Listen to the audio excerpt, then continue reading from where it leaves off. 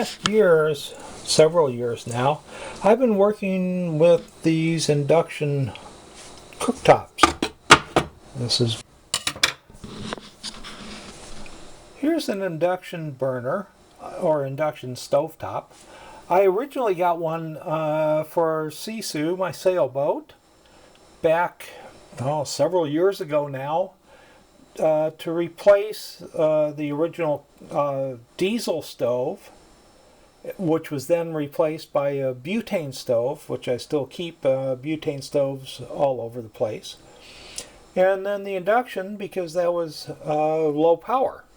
So I kept an induction cooker on board and kept trying in between induction, in between this, in between that, butane induction, butane induction. Finally, I settled on mostly induction. Well, at the same time, I acquired Buena Ventura. So Buena Ventura, my Ocean Yachts 46 Sunliner, the stovetop doesn't work.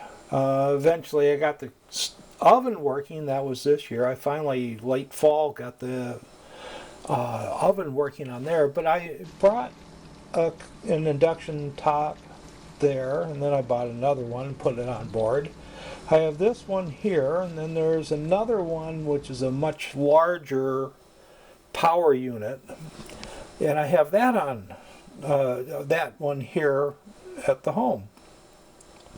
One of the issues I had is which is best, and so I cut off using the induction tops here at the house probably 3 months ago, before Thanksgiving, and then I tried living back on the stovetop, which is under there.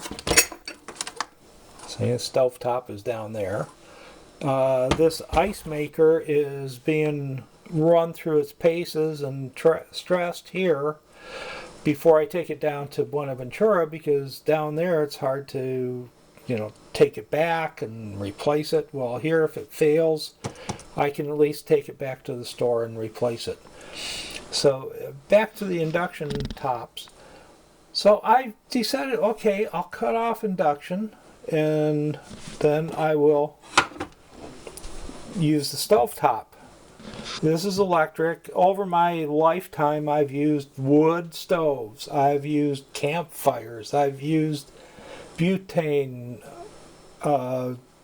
regular gas. You name it, I've cooked on it. Even the blue canisters.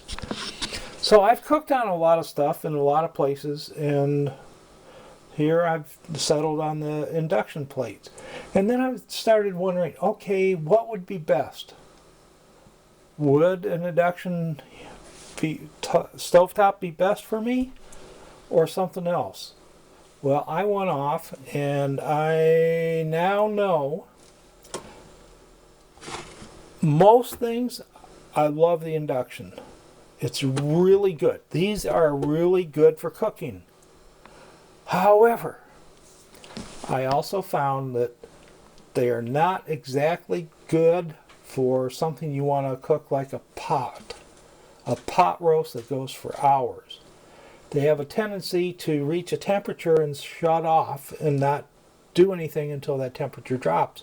Where on a stovetop like this, you can see, oh goodness gracious, it's been used. But this one, you can see the ring here. I put a pot on here. I set the temperature control. Well, here's the temperature control. And I set the temperature control to whatever I want. And over the course of hours, it will keep that pretty close. It'll warm up, down, up, down, up, down. But it'll keep the pot cooking. Where the induction stops. And that's it. Until it cools down a lot and it switches back on.